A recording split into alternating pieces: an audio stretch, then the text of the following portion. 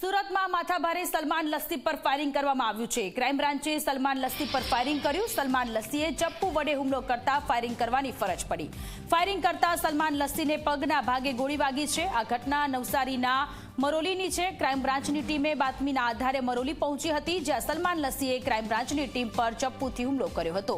હુમલો થતા સ્વબચાવમાં ફાયરિંગ કર્યું। સલમાન લસ્સી પર નોંધાયેલા છે 15 જેટલા ગુનાઓ।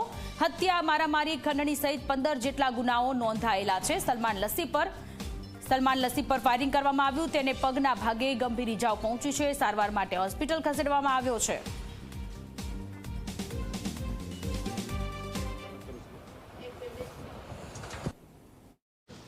ભેસ્તાન પોલીસ સ્ટેશનમાં મર્ડરના ગુનામાં વોન્ટેડ આરોપી સલમાન લસ્સીને પકડવા માટે ક્રાઇમ બ્રાન્ચની અલગ અલગ ટીમો કાલ રાત્રે વોચમાં હતી। દરમિયાનમાં ડાબેલ પાસે છે ઇન્ફોર્મેશન આધારે ક્રાઇમ બ્રાન્ચની ટીમ ત્યાં જતા એને પૂરતું બળ વાપરી અને પકડી પાડવામાં આવ્યો છે અને એને સારવાર અર્થે અહીંયા લાવવામાં આવ્યો છે અને ફાયરિંગથી ઇન્જરી થયેલ છે।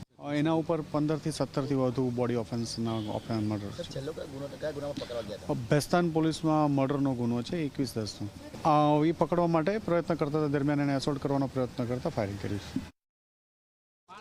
સુરતના માથાભારે એવા સલમાન લસ્સી ઉપર ફાયરિંગ કરવામાં આવ્યું છે। ક્રાઇમ બ્રાન્ચની ટીમને બાતમી મળી હતી કે માથાભારે એવા સલમાન લસ્સી હાલ નવસારીના મરોલી ખાતે છે। જે બાતમીના આધારે ક્રાઇમ બ્રાન્ચની જે ટીમ છે તે ટીમ મરોલી ખાતે પહોંચી હતી, જ્યાં પીઆઈ સોડા અને તેમની જે ટીમ છે તે ટીમ દ્વારા જે મરોલી છે તે મરોલી ખાતે પહોંચ્યા હતા। પરંતુ પોલીસને જોતાની સાથે જ જે માથાભારે સલમાન લસ્સી જે છે તેમના દ્વારા હુમલો કરવામાં આવ્યો હતો। જે ચપ્પુ પોતાની પાસે હતું તે ચપ્પુ વડે ક્રાઇમ બ્રાન્ચની જે ટીમ છે તે ટીમ ઉપર હુમલો કરવાનો પ્રયાસ કર્યો હતો, જેના વળતામાં ક્રાઇમ બ્રાન્ચના જે પીઆઈ છે સોડા દ્વારા તેમના ઉપર ફાયરિંગ કરવામાં આવ્યું હતું। પગનો જે ભાગ છે તે પગના ભાગ ઉપર ફાયરિંગ કરવામાં આવ્યું હતું અને ત્યારબાદ આપ જોઈ શકો છો માથે ભારે એવા સલમાન લસ્સીને હવે સુરત નવી સિવિલ હોસ્પિટલમાં લઈને આવવામાં આવ્યો છે। સલમાન લસ્સીની વાત કરીએ તો સલમાન લસ્સી ઉપર ડિંડોલી, ભેસ્તાન સહિતના અલગ અલગ 3 જેટલા જે વિસ્તારો છે તેમાં 15 જેટલા જે ગુનાઓ છે તે ગુનાઓ નોંધાઈ ચૂક્યા છે।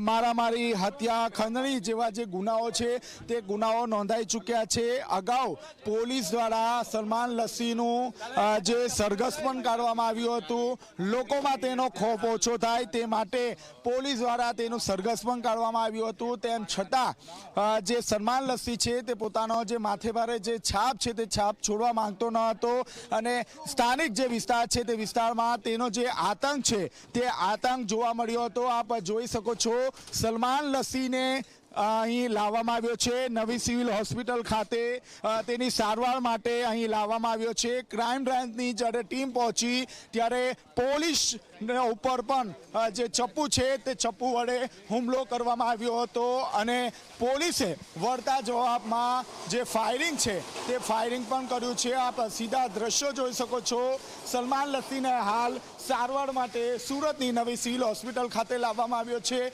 મરોલીમાં 108 મારફતે સુરતની નવી સિવિલ હોસ્પિટલ ખાતે લાવવામાં આવ્યો છે। આપ જોઈ શકો છો હાલમાં સલમાન લસ્સીને સિવિલ હોસ્પિટલમાં સારવાર માટે લાવવામાં આવ્યો છે।